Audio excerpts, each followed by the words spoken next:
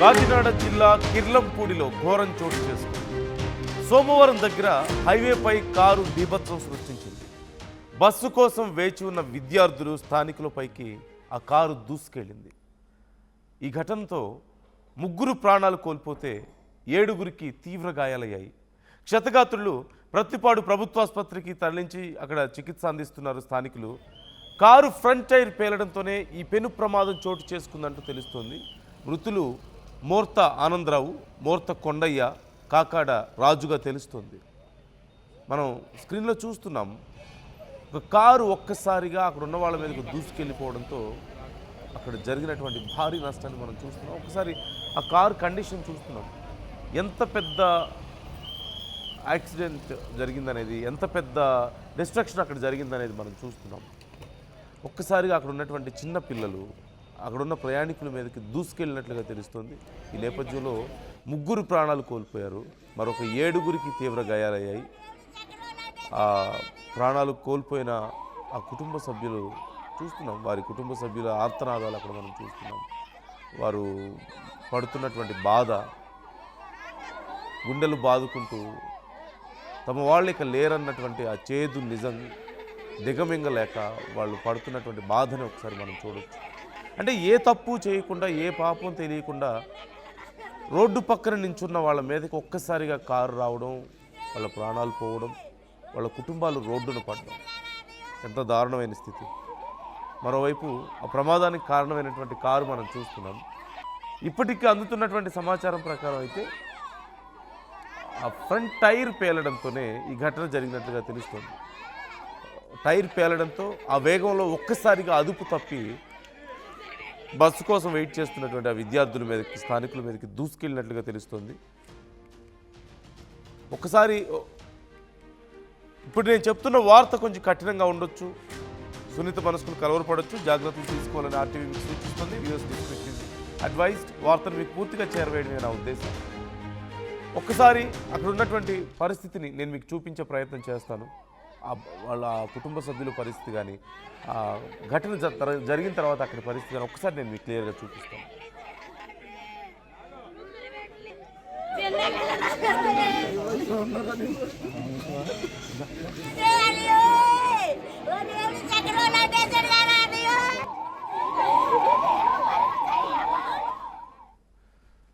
మరొకటి అక్కడ మనం అది కొత్త కారు లాగా కనిపిస్తుంది.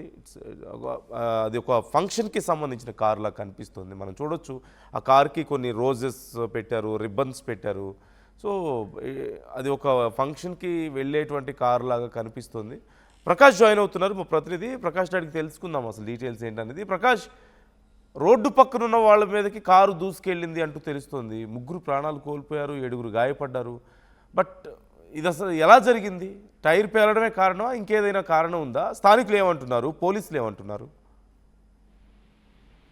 నందు, ఈ ఘటనపై అయితే ప్రస్తుతం పోలీసులు సంఘటన స్థలాన్ని చేరుకున్నారు. అలాగే దీనిపై విచారణ అయితే చేపడుతున్నటువంటి పరిస్థితి. ప్రధానంగా చూసుకుంటే ఈ రోజు ఉదయం సరిగ్గా 7:30 ప్రాంతానికి ఉదయం అందరూ కూడా స్కూల్కి వెళ్ళే విద్యార్థులు ఉన్నారు. వాళ్ళందరూ కూడా పక్కన పనులకి వెళ్ళేటువంటి వాళ్ళు ఉన్నారు. ఈ నేపథ్యంలో సరిగ్గా ఏదైతే సోమవారం నేషనల్ పదహారు జాతీయ రహదారి వద్ద బస్ స్టాప్ దగ్గర అయితే వెయిట్ చేస్తున్నటువంటి కొంతమంది స్కూల్ విద్యార్థులు, అలాగే వీళ్ళెళ్తున్న సమయంలో ఒక్కసారిగా అన్నవరం నుంచి పెళ్లి చూసుకుని తెల్లవారు అంటే ఉదయాన్నే ఇక్కడికి జగ్గంపేట సమీపంలో అయితే వెళ్తున్నారు. ఈ నేపథ్యంలో సరిగ్గా ఇక్కడికి సోమవారం వద్ద వచ్చేసరికి టైర్ ఒక్కసారిగా పేలిన నేపథ్యంలోనే ఇటుగా ఇక్కడ కాంప్లెక్స్ దగ్గర వెయిట్ చేస్తున్న వారిపై ఒక్కసారిగా దూసుకొచ్చింది. ఈ సంఘటన స్థలంలో స్పాట్ లోనే 3 అక్కడికక్కడే చనిపోయినటువంటి పరిస్థితి. మరొక 6గురికి అయితే తీవ్ర గాయాలయ్యాయి.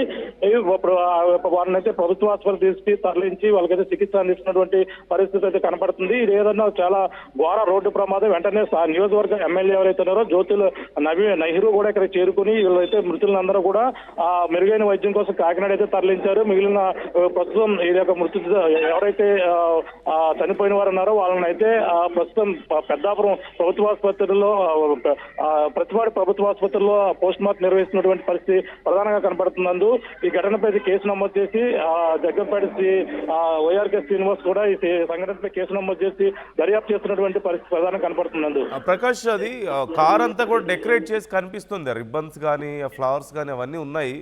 అదేదైనా పెళ్ళికి ఏదైనా శుభకార్యానికి వెళ్తున్న కారా?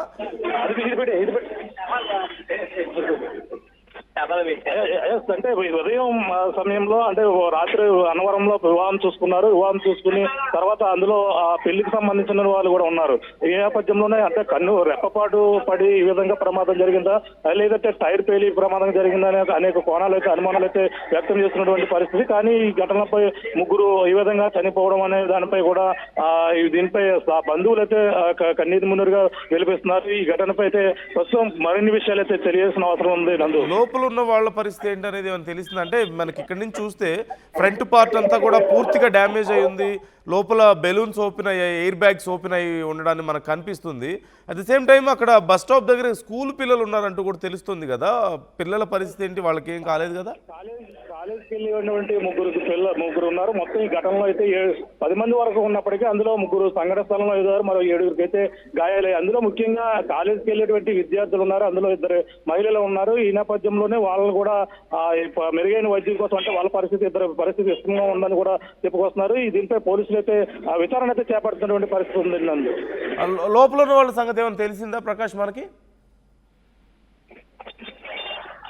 కారు లోపల ఉన్న వాళ్ళ కండిషన్ ఏమైనా తెలుస్తుందా? ఉన్న వాళ్ళు ఉన్న పెళ్లి బృందం ఎవరైతే ఉన్నారో వాళ్ళకైతే స్వల్ప గాయాలు అయితే తగిలినట్టుగా తెలుస్తుంది. నందు అంటే ఇక పూర్తి వివరాలు అయితే తెలియాల్సిన పరిస్థితి ఉంది. ప్రస్తుతం అయితే సంఘటన స్థలానికి అయితే చేరుకున్నటువంటి పరిస్థితి ఉంది. ఇప్పుడు అయితే ఇక్కడ ఎటువంటి పరిస్థితులు ఉన్నాయి అనేది కూడా ఇక్కడ స్థానికులు కూడా జరిగినటువంటి తీరుపై కుటుంబ సభ్యులు కావచ్చు అందరూ కూడా వచ్చి ఇక్కడైతే కన్నీరు మున్నీరుగా వెలిపిస్తున్నారు.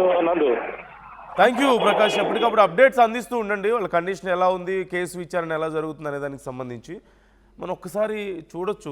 అది ఒక పెళ్లి కారుగా తెలుస్తుంది. పెళ్ళికి వెళ్ళి వస్తుంది కారు. పెళ్లిలో సహజంగా పెళ్లి కొడుకుని పెళ్లి కూతుర్ని తీసుకువెళ్ళడానికైనా సరే, వాళ్ళని ఊరేగింపుగా తీసుకువెళ్ళే సందర్భంలో అయినా సరే ఈ కారును ఉపయోగించేటట్లుగా కనిపిస్తుంది మనకి. ఆ కారు చుట్టూ రోజెస్ కనిపిస్తున్నాయి, మనకి ఫ్లవర్స్ కనిపిస్తున్నాయి, రిబ్బన్స్ కనిపిస్తున్నాయి, చాలా నీట్గా కనిపిస్తుంది. సో ఒక శుభకార్యానికి వెళ్ళి వస్తున్న సందర్భంలో ఆ పెళ్ళికి వెళ్ళిన వాళ్ళే ఆ కారులో వస్తున్న సందర్భంలో ఈ ఘటన జరిగినట్లుగా తెలుస్తుంది. ఒక శుభకార్యం నుంచి వస్తూ చివరికి ఇంత దారుణమైనటువంటి ప్రమాదానికి గురయ్యారు.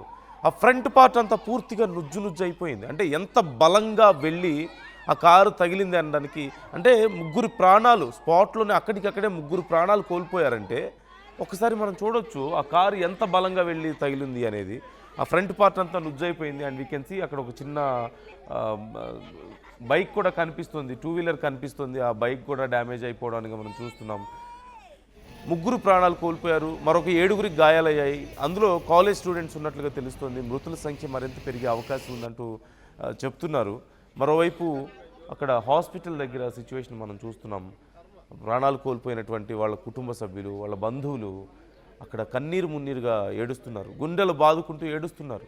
ఏ పాపం తెలియని తమ కుటుంబ సభ్యులు, తమ మిత్రులు, రోడ్డు పక్కన నించున్న వాళ్ళు ఒక్కసారిగా ఇలాంటి ఘటనలో ప్రాణాలు కోల్పోతే, లేదంటే తీవ్రమైనటువంటి గాయాలతో కొంతమంది ప్రాణాపాయ స్థితిలో ఇప్పుడు హాస్పిటల్లో ఉంటే ఎవరిని బ్లేమ్ చేయగలుగుతారు? వాళ్ళు ఎవరినని అడగగలుగుతారు? వాళ్ళకి జరిగిన నష్టాన్ని తలుచుకొని ఎంత బాధపడుతుంటారో మనం ఒక్కసారి అర్థం చేసుకోవచ్చు. మరోవైపు ఎవరిని అడగాలి?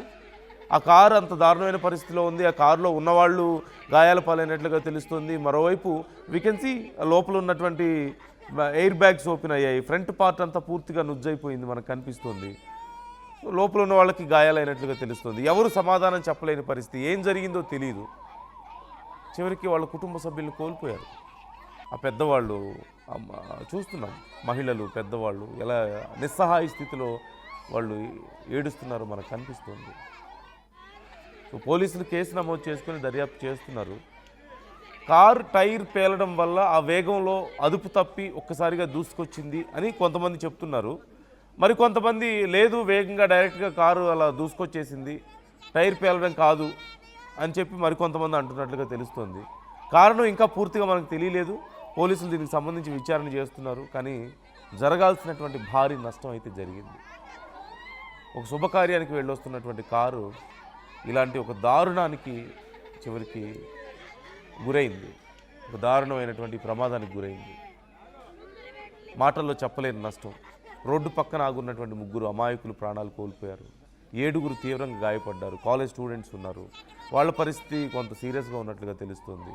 ఆ కుటుంబాలు రోడ్డును పడ్డటువంటి సందర్భం కనిపిస్తుంది. ఎవరికి అర్థం కావడం లేదు ఏం జరిగిందో అక్కడ. ఈ ఘటనకు సంబంధించి ఇలాంటి ఆ బస్ స్టాప్స్ లాంటివి ఉన్న దగ్గర ఖచ్చితంగా సహజంగా రోడ్డుకి బస్ స్టాప్స్ దగ్గర ఖచ్చితంగా బ్యారికేడ్స్ ఏర్పాటు చేస్తారు, లేదంటే ఒక రైలింగ్ ఉంటుంది, ఒక ఐరన్ రాడ్స్తో రైలింగ్ ఏర్పాటు చేస్తారు. ఇట్ సీమ్స్ లైక్ అక్కడ ఆ రైలింగ్ కనిపించడం లేదు మనకి. చూస్తున్నాం, అదిగో బస్ స్టాప్ కనిపిస్తుంది. బస్ స్టాప్కి ముందు ప్రొటెక్టివ్ రైలింగ్ మనకి ఎక్కడ కనిపించడం లేదు. మేబీ ఒకవేళ అది ఉండుంటే ఇంత ప్రమాదం జరిగి ఉండేది కాదేమో. ఎందుకంటే బస్ స్టాప్స్ దగ్గర చాలామంది వెయిట్ చేస్తూ ఉంటారు కాబట్టి ఏదైనా ఒక్క వాహనం వాళ్ళ మీదకు దూసుకొచ్చినా ఎంత భారీ నష్టం జరుగుతుందనడానికి ఇది ఒక ఎగ్జాంపుల్. అందుకని ఖచ్చితంగా ఈ రైలింగ్స్ ఏర్పాటు చేస్తారు. అసలైన తొలి వెలుగు. ఫాలో వాట్సాప్ @తొలి వెలుగు official.